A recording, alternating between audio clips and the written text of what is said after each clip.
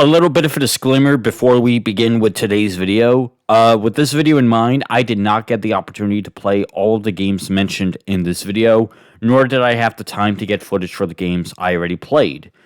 Instead, the footage you're about to see is taken from other YouTubers that pretty much played the exact same game as well. These include World of Long Plays, Long Play Archives, Benedict Gameplay, Newts, and GXZ95. All of the names I mentioned will have their channels linked down below in the description for credit purposes, and if you're interested in checking out their content as well. That said, let's begin with the video.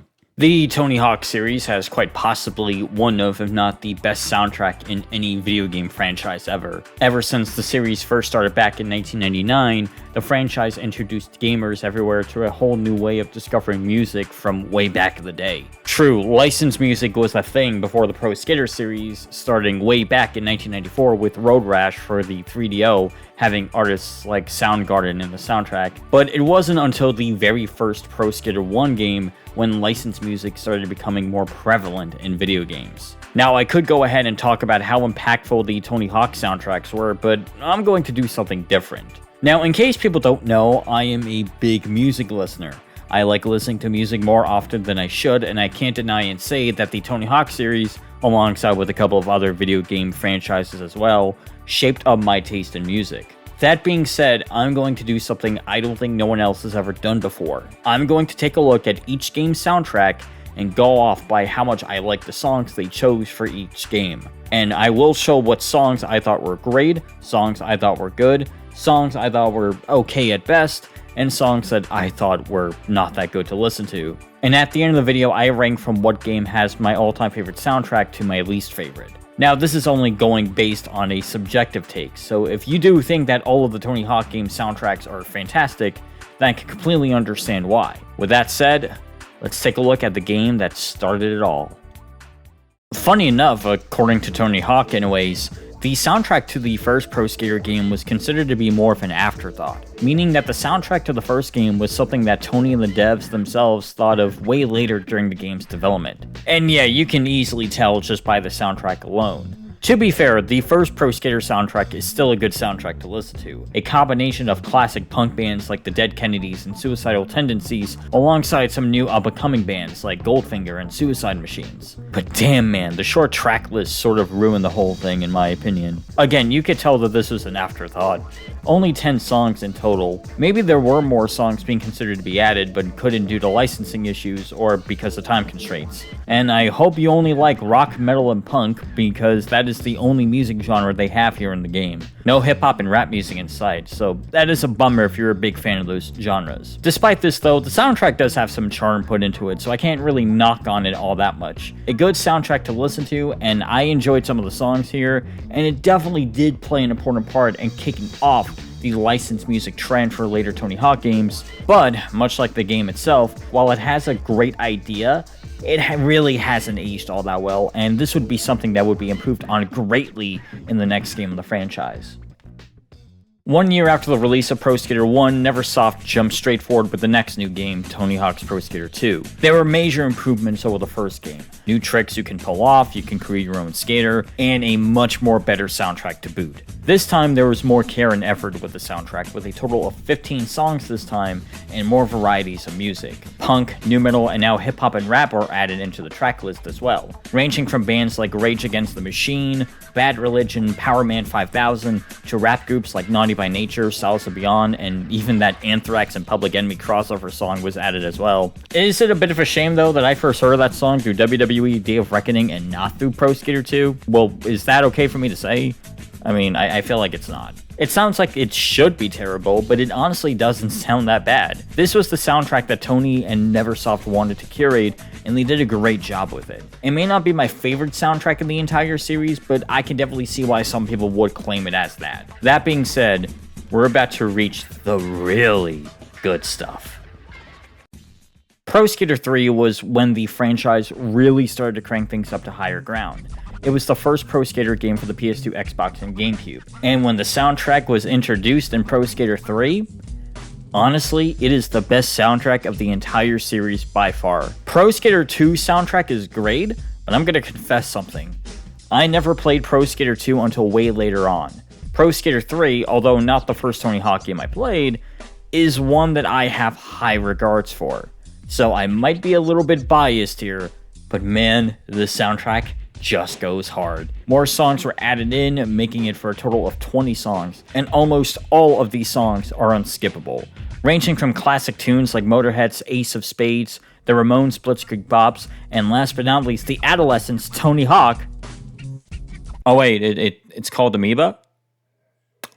Man, and here I thought they were shouting, Tony Hawk! There's even more modern bands like AFI, CKY, and Zebrahead, and more rap goodness included, as well as Redman, Del the Funky Homo Sapien, and Exhibit. I love the soundtrack. It's the soundtrack that I go back to the most, and it's easy to see why. It's something I seriously recommend you do not skip out on.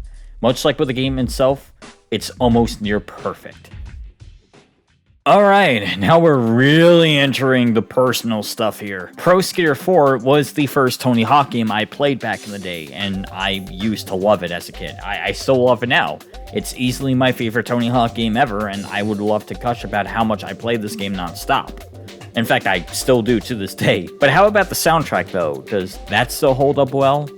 Well, of course it does, yeah. Now, it's not my favorite soundtrack in the series, that still goes to Pro Skater 3, but Pro Skater 4 does come close to it. When I boot up Pro Skater 4 and I first hear songs like Bloodstains by Agent Orange, Labor by A$AP Rock, and Drunken Lullabies by Flogging Molly are stuck in my head for years to come. And when you drop into the game skating to songs like Shimmy by System of a Down, Skate and Destroy by The Faction. Fun fact, did you know that the skater Steven Caballero is actually a member of The Faction? Yeah, there's an interesting skateboarding fact right there. And My Adidas by Run DMC has never felt so fitting. It's a bit more personal to me since this was the first Tony Hawk game I played, and learning more of these artists have still stuck to me. It's an amazing soundtrack, and much like with Pro Skater 3, it's one that I still go back to from time to time if I ever want to replay this game again after quite some time. And with the removal of the 2-minute timer system, now you can freely enjoy these songs with nothing holding you back while you skate around the level, pulling off sick combos. It's iconic in every way, and I'm a huge sucker for that. Also, I'm probably going to start a humongous war in the comment section right now, but I don't care. I think I'm going to be the first person brave enough to say this. Spokesman is a better Goldfinger song than Superman. Sorry, I don't make the rules. Now, this is the point where, at least for me, the soundtracks to the game kind of start taking a bit of a dive, in my opinion. Tony Hawk's Underground is a good game.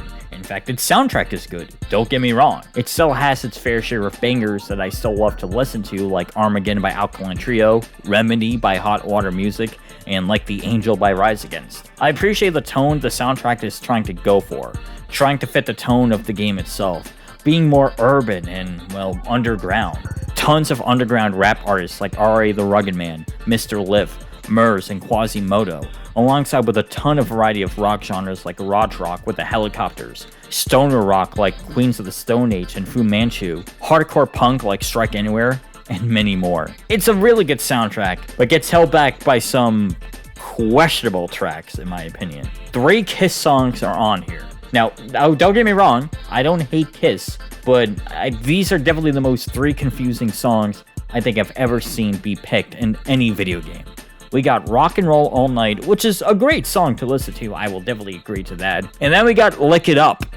You know, back when Kiss went glam metal, and I'ma be real, I don't like glam metal Kiss at all. Still cool, you can skate as them, and they have their own level as well. We also have a song literally called Run Fat Boy Run. Yeah, I can go into full detail why this song would not work in this day and age. Besides that though, Thug 1's soundtrack is good, but not perfect. Some people could argue and say it's the best in the series as well, and I could definitely see that. But I feel like some of the rap songs here don't hit as hard as how I thought they did back in the day. And some songs that I feel like aged pretty poorly. Again, Run Fat Boy Run. Not really a good song upon further reflection. Still, a pretty good soundtrack, just not something I would go back to as much. And even then, I can just listen to the songs I do like individually at this rate.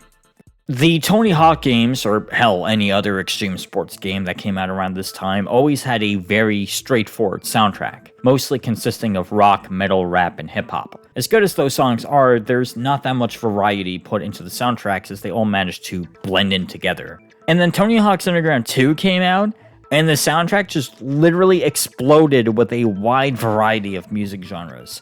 We have the standard rock and rap tracks here. In terms of punk, we got Dead Boys, The Germs, X, and Rancid. Rock and metal, we got Metallica, Disturbed, and 3 Inches of Blood. And rap has Aesop Rock again, Brain Nubian, and the Sugar Hill Gang. But then we get to the really weird, bizarre stuff. And I don't mean this in a bad way either. Just songs that I feel like shouldn't fit in a Tony Hawk game, but they actually do. Like psychedelic rock with the Doors, Break On Through the Other Side, reggae with Sealed Pulse, or country with Johnny Cash. I am not kidding.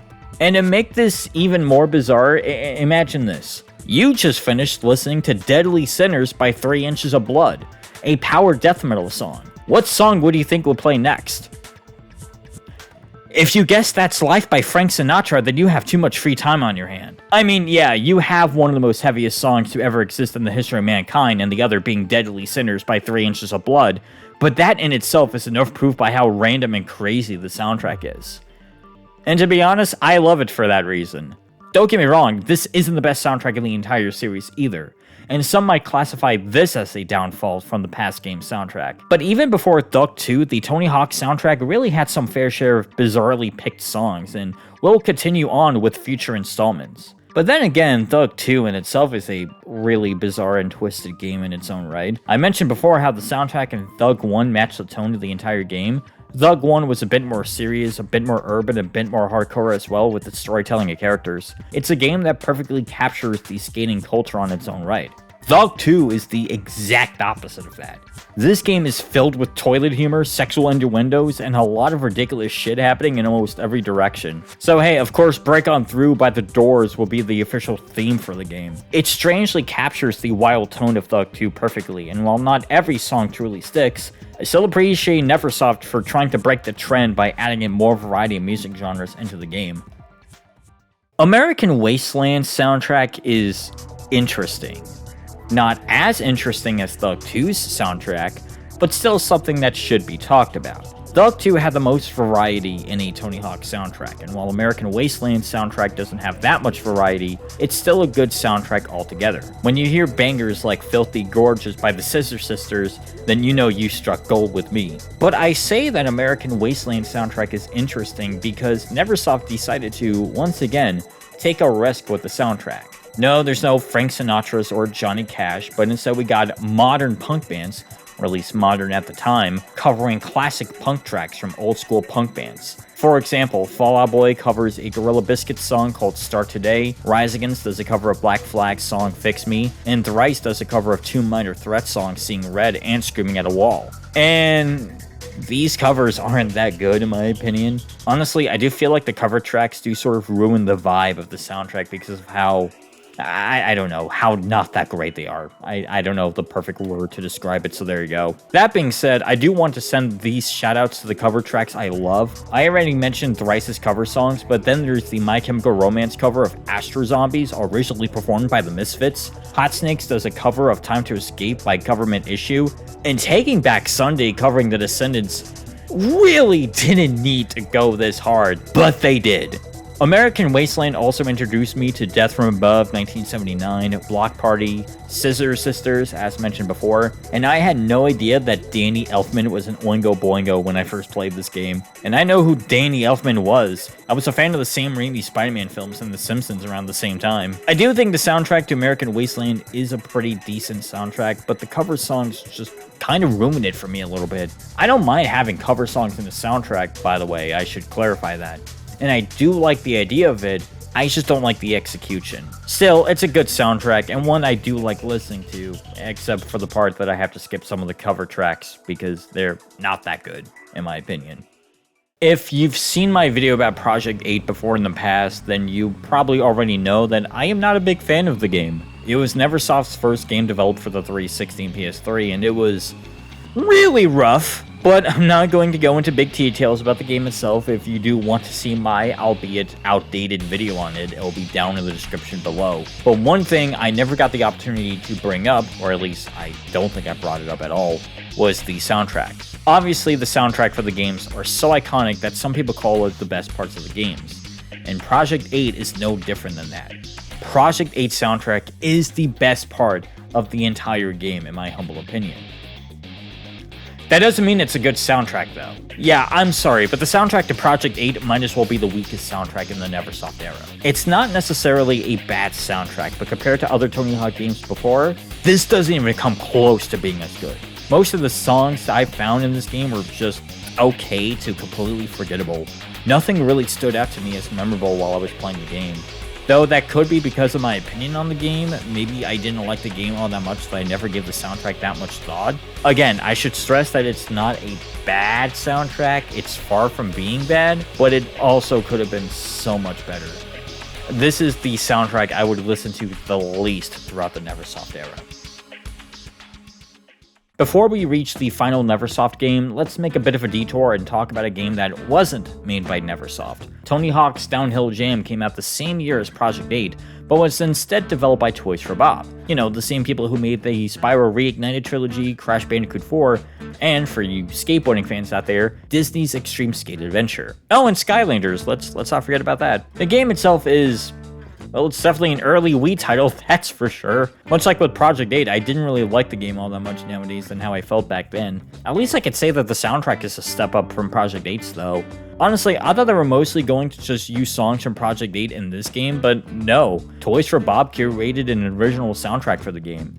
And it's good, now albeit a bit basic. It's mostly just a mixture of rock and rap, nothing else too exciting to note, but I do love the adrenaline for the songs. Downhill Jam is a racing game, so of course the songs they pick definitely feel like songs you would listen to while doing some downhill racing. In fact, it kind of gave me some Burnout vibes, and I'm not just saying that because they literally have a song from Burnout 3 on here either. We have some great artists like The Bronx, Ministry, The Future Head, Sahara Hot Nights, Lupe Fiasco, and many more in the game.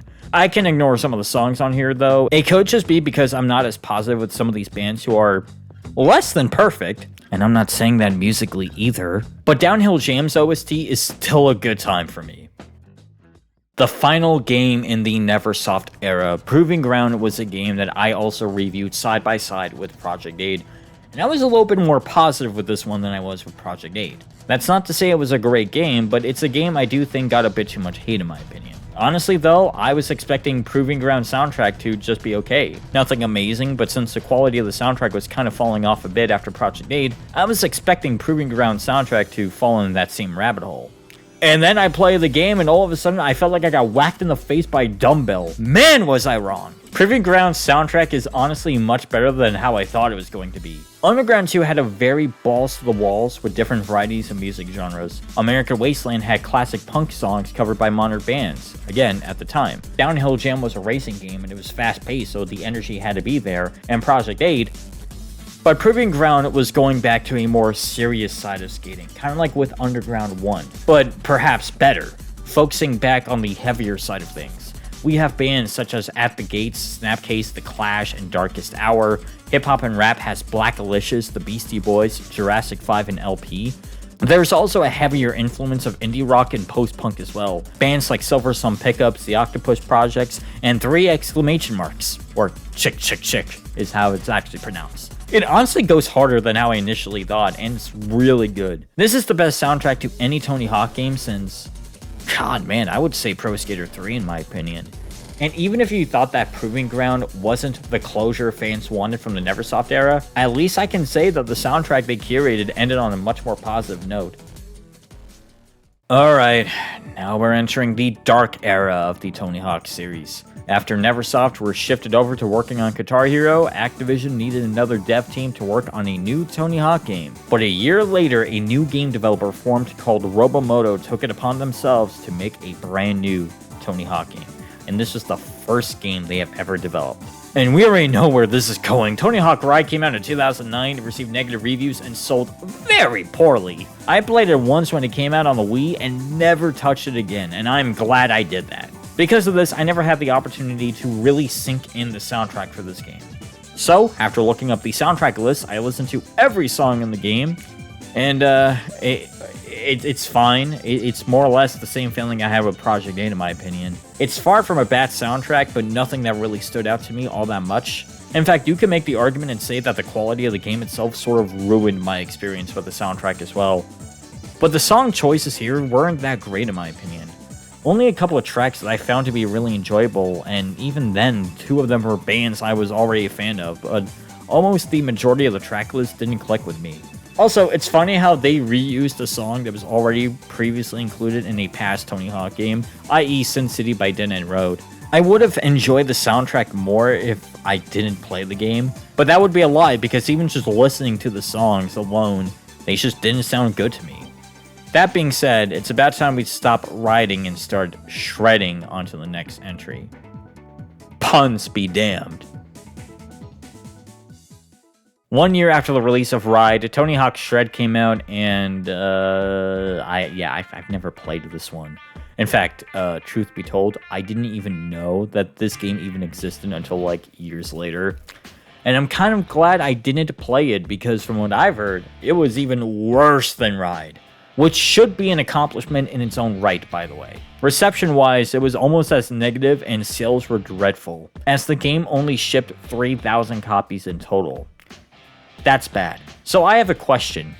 Why does this game, which is classified as one of the worst Tony Hawk games of all time and the most poorly sold Tony Hawk game of all time, have a really damn good soundtrack? Seriously, this is a huge step up from Ride's soundtrack by a mile. The curation for the soundtrack was excellent, having a wide variety of music genres in its track list. We have bands such as A Day to Remember, At the Drive-In, Sleigh Bells, Jimmy Eat World, Social Distortion, Neon Trees, and the mother Beach Boys, bitches! This soundtrack is hardcore as Okay, I joke, but for real, this is actually a really good soundtrack. I enjoyed it a lot more than I did with Ride, and honestly, this might be the best soundtrack of the Robomoto era. I know I'm spoiling the rest of the video just by saying that, but that's how much I like this soundtrack. It's just unfortunate that the soundtrack is in a game like this. I feel like that if this was in a good Tony Hawk game, I probably would have given it a bit more of a higher score in my opinion. After the debacle of Ride and Shred, the Tony Hawk franchise decided to head back to its old school roots with Tony Hawk's Pro Skater HD. It serves as a remaster of the first 2 Pro Skater games. It's just the old games but modernized for the PS3 and 360. New skaters, new graphics, and even a new soundtrack. Pro Skater HD does retain some of the old songs from the first 2 Pro Skater games, but also includes new songs as well to freshen up the soundtrack.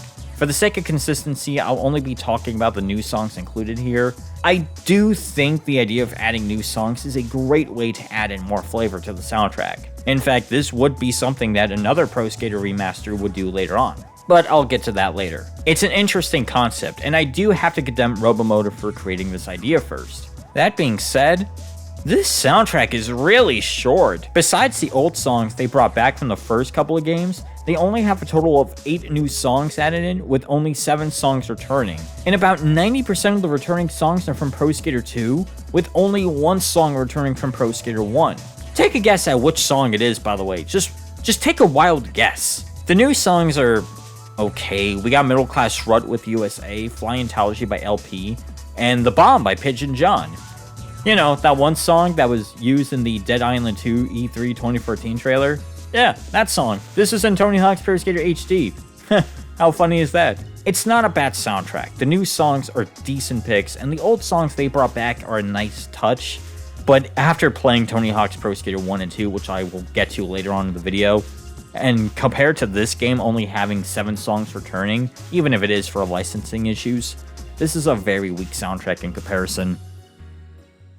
Alas, the final game in the Robomoto lineup is Pro Skater 5. I'm not going to talk about the hate this game gets. I never played it, and people have made a shitload of videos about the game back when it came out, so I'm not going to talk about it. That said, this is probably the worst soundtrack in the entire series. It is not good.